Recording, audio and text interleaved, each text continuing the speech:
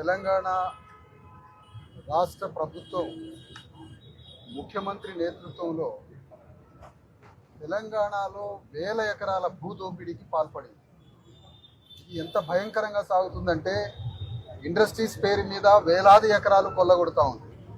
మరో పక్కన ఖమ్మం జిల్లాలో వెలుగుమట్లలో ఇళ్లలో నివసిస్తున్నటువంటి భూదాన భూములలో ఇళ్ళు ఏర్పాటు చేసుకున్నటువంటి భూమిని అక్కడ ఇళ్ళని నేలమట్టం చేసి దాదాపుగా 718 ఇళ్లని నేలమట్టం చేసి అక్కడ ఆ విధంగా చేస్తాం. మొత్తంగా రాష్ట్ర ప్రభుత్వం తెలంగాణ రాష్ట్రంలో వేలాది ఎకరాల భూదోపిడీకి తన యొక్క దోపిడీ అతి భయంకరంగా ప్రారంభించింది.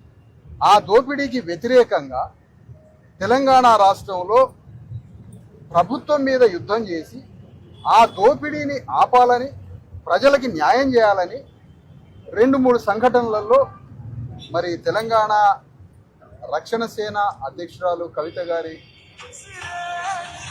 వారితో కలిసి ధర్మ సమాజ్ పార్టీ సంయుక్తంగా ఖమ్మం జిల్లాలో పోరాడిన సంగతి మీ అందరికీ తెలుసు. ఆ తర్వాత పరిగిలో వచ్చి రైతుల భూములు 1400 ఎకరాలు భూసేకరణ చేస్తుంటే దాని మీద చాలా భారీ ఎత్తున పోరాడిన సంగతి మీకు తెలుసు. మొత్తంగా మేము చెప్పాల్సిన విషయం ఏంటంటే ఎంఆర్ఓ దగ్గర నుంచి ఆర్టీఓ దగ్గర నుంచి కలెక్టర్ వరకు రిప్రజెంటేషన్స్ ఇచ్చాము. ఆ పైన ఉన్న మంత్రులకి రిప్రజెంటేషన్ ఇచ్చాము. అంటే కలెక్టర్కి, ఎంఆర్ఓకి, ఆర్టీఓకి, మంత్రులకి, ముఖ్యమంత్రి దాకా పోయినా ఈ సమస్యకి పరిష్కారం దొరకలేదు. ఖమ్మంలో పెద్ద పోరాటం చేయబట్టి కొంత మేరకు ఒక 318 పట్టాల వరకు సాధించగలిగింది.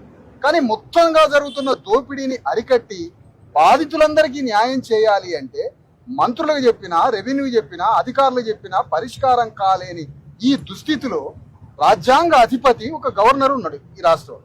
ఆయన రాజ్యాంగానికి అధిపతి. ఎవరు రాజ్యాంగానికి అధిపతి? తెలంగాణ స్టేట్లో గవర్నర్. మరి అధిపతి ఒక్కడే కనపడుతుంది కాబట్టి ఆయనకు విన్నవించుకోవడానికి వచ్చినాం.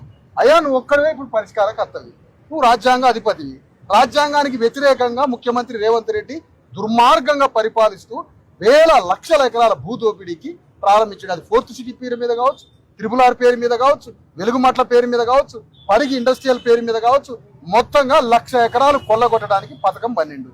దాన్ని ఇమీడియట్ గా ఆపండి, భూముల్ని రక్షించండి, పేదల్ని కాపాడండి అని రాజ్యాంగ అధిపతి అయినటువంటి గవర్నర్ గారికి మరి రక్షణ సేన అధ్యక్షురాలు కవిత గారు, ధర్మ సమాజ్ పార్టీ సంయుక్తంగా పోయి అయ్యా మీరే రక్షించారు, మాకు ఎవరూ కనిపించట్లేదని ఈ రిప్రజెంటేషన్ వారికి ఇవ్వడం జరిగింది. చాలా సానుకూలంగా ప్రతి పేపర్ని చదివారు. పరిష్కారం చేస్తారేమో అనే అటువంటి ఆశాభావంతో మేము ఉన్నాం. గవర్నర్ ద్వారా కూడా పరిష్కారం కాకపోతే అప్పుడు భవిష్యత్ కార్యాచరణ మళ్ళీ ఆలోచించి అతిపెద్ద యుద్ధానికి తెలంగాణ రాష్ట్రంలో ప్రణాళిక తయారు చేస్తాము. రాష్ట్ర వ్యాప్తంగా ఉన్న భూ వివరాలు మొత్తం సమీకరించి సేకరించి ఎక్కడెక్కడ దోపిడీకి గురైతుంది దీని మొత్తం మీద రాష్ట్ర వ్యాప్తంగా ఒక నిరసన అతిపెద్ద మహాసభ కూడా పెట్టడానికి ఒక ప్రణాళిక ఆలోచిస్తాం. ఇది ఈ రోజు జరిగినటువంటి సంగతి.